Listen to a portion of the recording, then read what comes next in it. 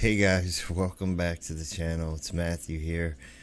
I was surfing around itch.io and came across this ASMR Vin Diesel DMing a game of D&D just for you. So let us try it out. Hey there, I'm Vin Diesel, but please call me Vin. You know, sometimes life can be rough. We all got hard things to deal with, right? Sometimes we lose people. Sometimes people hurt us.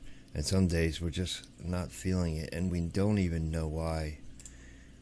When I'm feeling down, one thing I like to do is play a game. I feel like games can really bring us together. What's your favorite game? Haha, yeah, I love that one too. But my all-time favorite has to be Dungeons and Dragons. I know. Big tough guy like Vinny, rolling dice and fighting wizards. Seems funny, don't it? But listen, role-playing's just like acting, but with your friends. And you get to choose your role. No getting stuck with meathead lunks all the time. You know what I'm saying?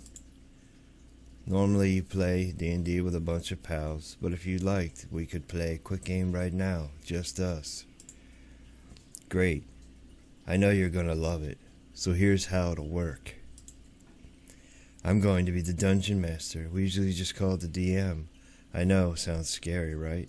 But just think of it like I'm the director. I control everything that's not the character you're playing. So like other people, animals, monsters, weather, all that stuff. Don't worry though, I'm not out to get you. My job is to set the stage for you to tell a cool story about your character. Oh right, your character. Normally people use the rulebooks to make their own, but to save time, why don't you play one of these characters I rolled up earlier? Let's see, we got Katerin, the elven fighter, Ro, the half-orc bard, Abia, the human wizard, or Mar, the dwarven cleric. Don't worry about the numbers or details or anything. I can handle all that for now. Just pick whichever jumps out at you.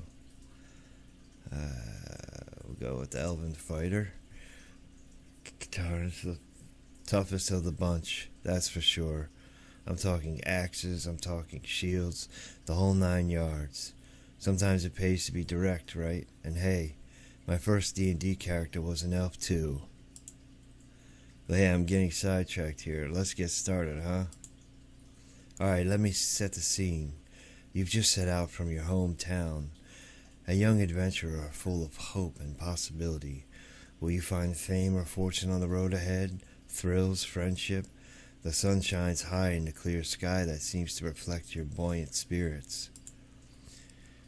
As you tread down the path, leaving your hometown to strike out on your own, you encounter a man lying in the road, wounded and crying for aid. What do you do? Rush to help or hold back? We're gonna rush to help. Yeah, rushing in to help a person in trouble is exactly what a hero does. As you get closer, you notice that he's bleeding from a bunch of wicked-looking cuts. Real gross stuff. You manage to bandage up the worst of his cuts and help him unsteadily to his feet. He clears his throat and says, "Many thanks, fellow adventurer. They call me Melkor, and before you came across me, I feared I'd met an untimely end. I was set upon by a great beast, but managed to crawl into the road to escape. If I'm not mistaken, you wear the garb of a fighter. Your skills would be of great use in tracking and revenging myself upon the foul creature. What say you?" "Excellent. Onwards, then," Melkor says. You follow the trail of blood and broken foliage back into the brush, moving carefully so not as to attract unwanted attention. Finally, Melkor motions for you to stop, then points ahead to a small rocky outcropping. Ahead of you, perched beneath the rock, stands a fearsome owlbear. What's an owlbear? Well, picture a bear with an owl's head. It's a kind of monster. They might sound funny, but owlbears are nothing to mess with. Hold, friend, Melkor says. Look closely. The beast is feeding its young. Sure enough, you can spot a little baby owlbear clamoring for its parents' attention as the larger creature spits out a mass of pre-digested food into its waiting beak. Nature is pretty gross, huh? I must have stumbled into its territory, leading the owlbear to fight fiercely in defense of its child, Melkor realizes. I have no quarrel with the beast. How could we fault it? And besides, I am yet alive, thanks to your assistance. As you are about to move on, you spot a golden charm stuck to the owlbear's fur. Alas, it would be impossible to get close enough to grab it without the beast noticing. I see it too, Melkor says. I fear we'd merely rouse the beast to further rage should we approach, though. There's far less dangerous treasures to be had in this world.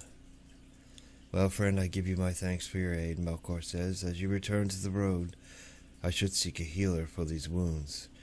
Perhaps our paths will cross again in the future. Until then, fare thee well. Alright, why don't we wrap things up for now? I know I'd like to keep playing too, but I've got to get back to work. Look at you, though. You're a natural. And you know what? I bet you're great at a lot of other things too.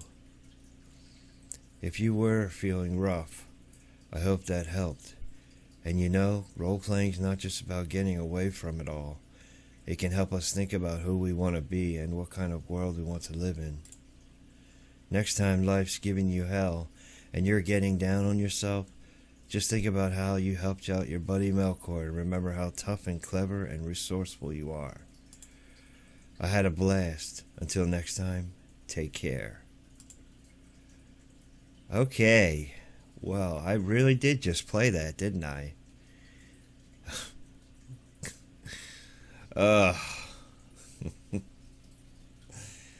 Alright guys, so yeah, I kind of did that as a little fun goof, but if you like to leave me a thumbs up,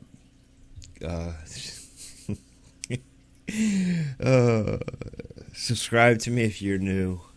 I'd love to have you on the channel. Thanks for watching this crazy game. Bye bye. Wow.